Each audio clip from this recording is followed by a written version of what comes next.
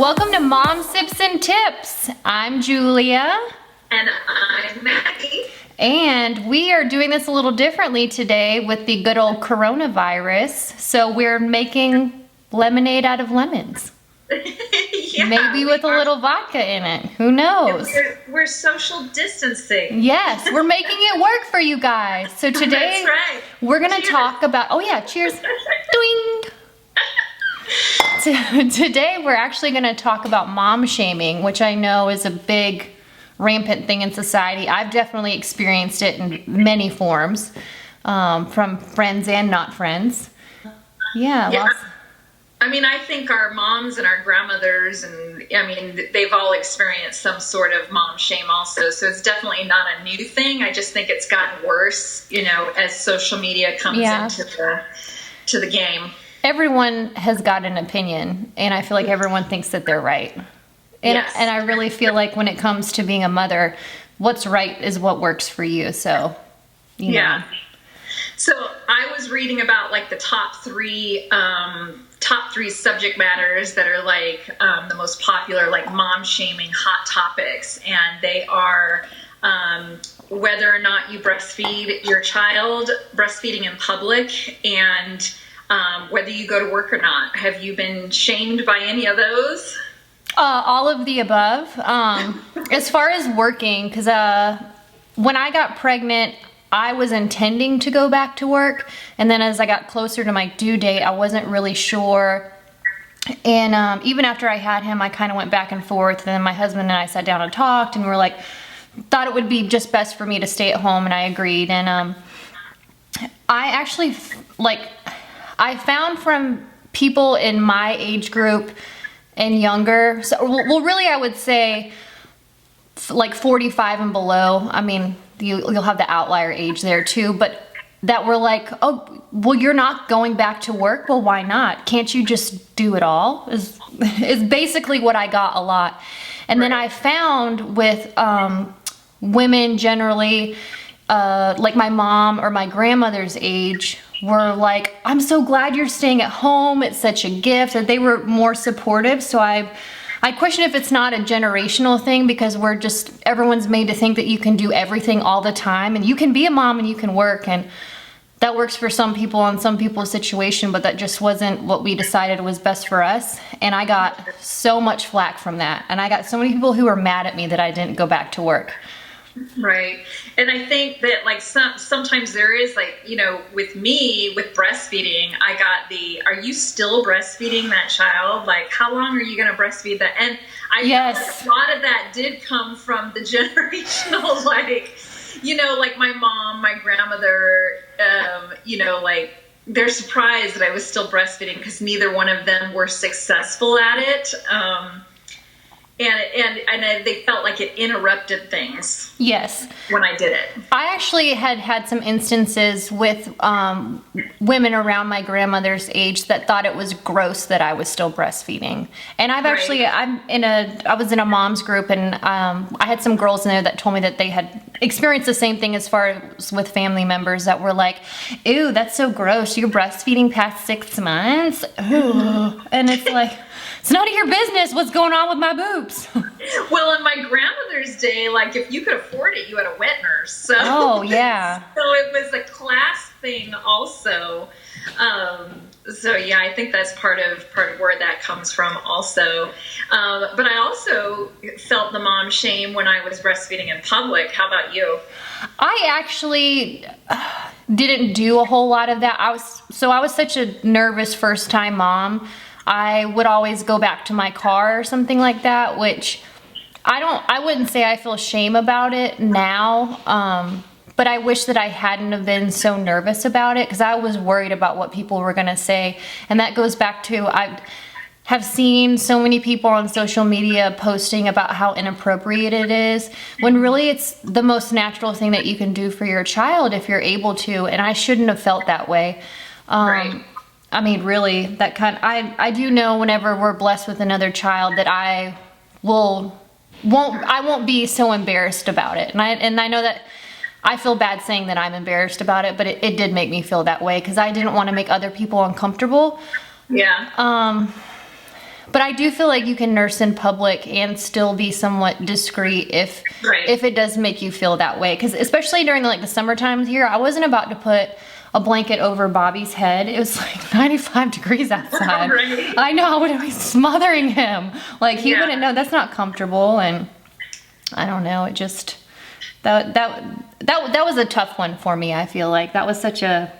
That I feel like I have a different perspective about it now, and it does. Is a tough thing because you don't. I mean, on one hand, it's like, why should I have to be discreet and cover up my baby's head? And on the other hand, it's like, but I shouldn't make people look at my breasts who don't want to look at my breasts. Yeah, you know? That's kind of how I felt, and I still kind of feel that way. Like I don't want to make someone else uncomfortable if they're not.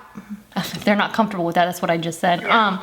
But it's kind of like you're feeding your child. I'm trying to feed my child. Why is that wrong? If I can do it in a way, like I said, that's a little bit more discreet, or if not, if that's what I choose to do, I just don't see anything wrong with it, and it makes me sad that we're at a day and age where that's just looked on, poorly when it's sexually. Yeah. That's so weird to me too. I'm like.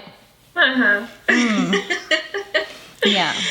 So what other things have you seen women be mom shamed about? One of the things that comes to mind for me is like the whole vaccinations, or whether you choose to take your child to the doctor if you feel like they need an antibiotic. Like, have you seen that, or have you felt that on any of like the social media pages that you belong to? Oh gosh, vaccinations are such a hot topic with everybody, and I actually, on my own social medias, I don't engage on anything political, anything hot topically like this. Like I like to keep my personal social media like fun, like family pictures and animals, because it is so controversial. And I just feel like sometimes you just can't argue with stupid online. Like there's just no point. And not saying that one way's right or wrong, but when someone's so dead set and they want to sit there and argue with you, you're not going to change their mind arguing with them on Facebook. You just make yourself look like you just make yourself look bad. That's on either side, and so like my first tip, I got a tip for this one. And it's something that I had to learn to do even, as an older mom, and this even has nothing to do with mom shaming, but I had to weigh the risks and the benefits of staying on some of those social media pages. Like I own my own business, and a lot of them, I'll get referrals from those pages. And I had to decide, like, do I want to stay on and be part of the criticism that's going? I mean, sometimes it's almost like people are doing it on purpose. Out of boredom. Yeah. Or is my sanity better? So for me, I had to decide to delete those pages, even if it meant that I wasn't seeing that I was being referred or I was missing those referrals. And that was just because it just gave me a better sense of peace about it, but I wasn't going to see it. Yeah, I agree. I've had to actually mute. There's some groups that I'm a part of that I don't necessarily like some of either the cattiness or the arguing back and forth, and I've muted them, but I stay a part of them because a lot of times people will post like asking for certain recommendations or things, so I like the ability to be able to go back and look at them. But it's insane to me the amount of judgment that's online, and I feel like a lot of times where I've even had friends do this with the best intentions in purpose and not on purpose, or online, just in passing in conversation, where they have an opinion about something, and especially when I was a first-time mom and I was trying to figure everything out and what I was comfortable with, and they would very kindly offer me their opinion, maybe not in the kindest way, but where it kind of comes off almost passive aggressive. But I feel like a lot of times, sometimes friends don't realize they're doing that.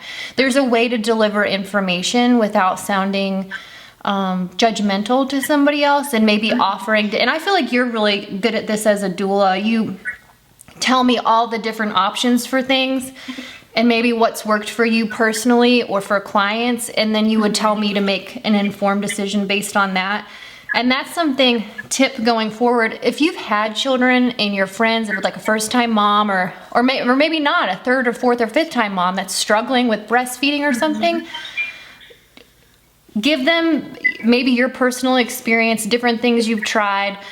different things their friends have tried, tell them all these different things, and then say, but you need to do what's best for you. Try out a couple different things. I'm here to support you in whatever you choose to do. Not, I can't believe you're taking your baby to the doctor. Just slap some Thiazol on her.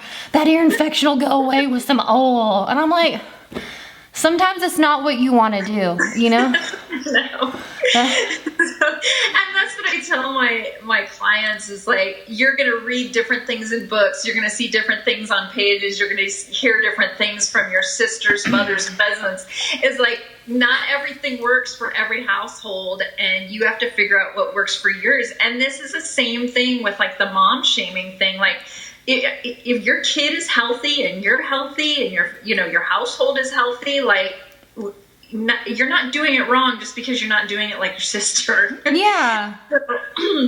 Yeah, it doesn't work for everybody. So, and I like what you said there's a way of saying things so that you don't come off like you're making someone feel dumb if they don't choose your way. Yeah. Like, sometimes I'll just say, well, this is what works for me, but I know there's other options. Let me help you find some other options, or let me ask some of the other moms. So, there's nicer ways of saying things. Yeah, without making you feel bad, or like you're like, oh God. I had many times where it made me feel stupid, like someone, and it, like I said, a lot of times it wasn't on purpose, but I was like, oh gosh, well, okay. And I had so many times because I breastfed for 2 years, which wasn't initially in my plan. I was only going to go to a year because that's what I thought I was supposed to do, and it just didn't happen. And you're still doing that, because it also caused me some back issues. But I felt like, especially with the bad flu seasons that we had when he was younger, I just felt like I would rather deal with the pain and give him the breast milk than stop. And, we made it through. Let me address the clapping, which some people watching this may feel like they felt shame because they only went for 3 months, and I'm clapping for you because you went for 2 years. It actually has nothing to do with the fact that you went 2 years. It's more along the lines of how hard you tried just to get to 1 year, and you ended up going 2 years. And that's what that clapping was about. So, on the other side of mom shaming, I think that we also live in a culture, society that gets very offended very easily over some things too. Yes. So I think there's that side too. I feel like breathing offends people now. Breathing the wrong way. Let's all stop. Yeah. Let's all take a pill and chill. Especially right now during the times that we're in. So like you feel like you can't say, yeah, I breastfed for 2 years in a way that wouldn't make someone else feel offended that they didn't go that long. So I think that there is also two sides of the being offended all the time, and actually like not watching what you're saying and making someone feel bad. So. Yeah, totally. Yeah, any amount of time that you decide to breastfeed is an amazing amount of time, because that was your choice and your journey, and that's awesome. Yeah. And we're back. The battery died, and we had to change a background for more comfort. Yes. So we were saying... I know that you have experienced a few different times where you felt like you were being mom shamed. Oh, yes. What's one that comes to mind?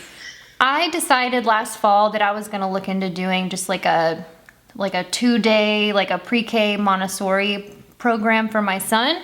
And I had found one that I liked. I was really excited about it. And then when I started telling people about it, because I stay at home, I got so much judgment on that, for one, because I stay at home. I feel like people think that you're not entitled to make that decision. And I thought it was best for my son as well, because I try and do a lot of activities with him, but I feel like sometimes it's hard to get around other children, especially at this age, because of nap schedules, other people's work schedules, or their other, children. Sometimes it just gets hard. So that was another reason that I chose to do that. And I had many people tell me about how they did not agree with that decision, and made me feel like poop about it, pretty much. Yeah. And because You're a stay-at-home mom. Why do you need a day off? Yeah, and Right? I had some people that said that the best thing for our children is to stay at home the entire time, and they don't need to go anywhere. And I don't think that that's your business, honestly, what I choose to do with my child. So Well, and on that the other upset me side of so that, bad. They don't understand why you need a break. I mean, you're not doing anything all day, right? Yeah. Yeah. I got a lot of judgment for that one. He actually only ended up staying in the program for like 6 weeks, and I pulled him out, which I'm actually thankful that I decided to do that. But had I decided to keep him in there, there's nothing wrong with that. So That's right. you know. There's not. I mean, I was a stay-at-home mom also for the first 4 years, and I felt the need to put my daughter in a daycare preschool program twice a week also. Benefited her with the socialization with other kids and the games and the arts and crafts and the songs and all that. And it gave me an opportunity to spend more alone time with my younger one. So. And that's important. And really it just gave me, I just needed that. It was like 2.5 hours. It wasn't anything crazy that he wasn't gone all day, but it was enough for me to either like do a little laundry if I wanted, or, you know, or lay down and watch Netflix. You know, it's whatever. It's just what I really needed at that time in my life. And it was very beneficial for me. And I don't think that there's anything wrong with that. And how did that make you feel right off the bat, and how did you react? Like, what did you do? it made me feel about this big. And I do believe I immediately called you, or I texted you. I was really upset. I went home and I cried about it because I felt like I was the worst mom, and that I must be being selfish, that I felt like I needed to do that, and that there's something wrong with me, that I felt like I needed that break. And I texted a couple friends and texted you, and that's typically like I like to get a couple different opinions from people that I trust not to make me feel bad. That know you and know what kind of mom you really are. Yeah. Right? That's important. And and then I just decided that I just was gonna have to not listen to them. It didn't stop the comments or the snarky remarks about it, but I mean, it is what it is. Like, I know stay-at-home moms that have their kids in a full-time program during the week because that's just what they need. Yeah. There's nothing wrong with that if that's what you want to do. But I hear people making comments about them too, and I just don't think that's right, you know? But everyone's got an opinion, like another thing too. We all do have opinions. How about you? Can you remember any specific incidences that really stick out in your mind? No, maybe when I did decide to go back to work on a per diem basis, and that was purely for me. It's not like it provided us any additional income. I went like only on Saturdays, and it was like once or twice a month. And it was because I needed adult conversation. I needed to feel like I was doing something other than just being a mom. And I know that that's not, that's another mom shaming statement right there. But like, I needed something for me that was outside of the home. And some family members did make me feel like, why do you need to do that? Like, you've got the perfect opportunity, like your husband makes enough, you can stay home and you don't have to go to work, so why are you? So yeah, I'd be like, why do you care? I needed that for me, to feel good about me, to just go and get 8 hours a week out of the house. Yeah, there's nothing wrong with that. Like, nothing at all. It's whatever you need to feel your best. Right. And of course, like I already mentioned, like the breastfeeding too long and, what breastfeeding in public and whatever else. I didn't have social media when I was raising my kids. That wasn't a thing. So like the mom groups and the crunchy this and the, don't vaccine that, that stuff wasn't in our faces as much as it is now, with social media. So, yeah, when I was at my like breastfeeding support group, I mean, yes, you did have some of those more crunchy moms that were in there, but that was the only time it was like in the moms group, Yeah. Once a week. It wasn't in my face all day long whenever I opened my social media. I actually had to, and I know we've kind of touched on this a little bit already, but had to leave a Facebook. It was a crunchy group, and it was because of vaccinations that, like I said, that's just such a hot topic with people. Anytime that, and I noticed it was a lot of times they would get new members who were maybe looking for more information or saying they vaccinated and something happened. Yeah. Or they would just say something was wrong with their child. And the very first thing anyone would say was, oh, well, did you vaccinate your child? Oh, well, did you do this? Oh, well, you know that causes this and you should do these mineral baths. Blah, blah, blah, blah. Right. Like people would jump on them like so ferociously that Right. I felt bad for them. Like I ended up leaving the group because I'm like, that's not spreading a positive message about whatever about whatever it is that you're trying to deliver. Again, no one's going to listen to you because you're being mean. What's the point of that? Like, what is, it was so bad. I couldn't, oh God, Yeah. And I feel like someone going on and asking a question like that is actually looking for a little bit of validation, not blame. yeah. Right? Well, and that's a good opportunity that if you do have a strong opinion about something, if someone is asking a general question, to get like both sides of a perspective, for you to, like I said before, kindly, tell them what you think, present both sides so that someone can make an informed decision. You jumping down somebody's throat is going to do nothing but make that person feel bad and not want to listen to you. Right. I mean, really, realistically, anytime anyone's mean to me, it makes me want to do the exact opposite of what you say. Which is a character flaw, but it's okay. Moms have enough that they make themselves feel guilty about all day long. Like, they don't need help with that. They need people to be in their tribes, lifting them up and encouraging them and supporting them and giving non-judgmental advice and maybe some, here's some extra tricks to add to your ideas, for soothing your baby or whatever. Yeah. They don't need more reason to feel bad. No. Oh, I have another great example. I don't know why I didn't think about this because it involves you. So I used Maggie as my, I used her as my birth doula and postpartum. And I was like, oh, I'll just keep her for 6 weeks. And then it went to 12 weeks. And you were with us for 2 years until I could get my son to sleep in his own bed. And the amount of times of people that I told that because you would come generally once a week, like one night a week.